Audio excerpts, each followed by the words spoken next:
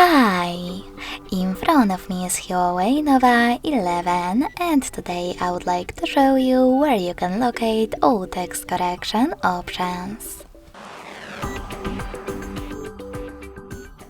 Begin by going into Devices Settings and scrolling all the way down to access System and Updates.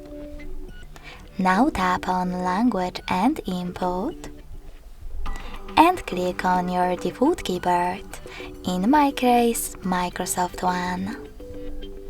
Finally select Typing, and as you can see, all typing options are available over here. To manage them, just click on the switchers next to the chosen ones.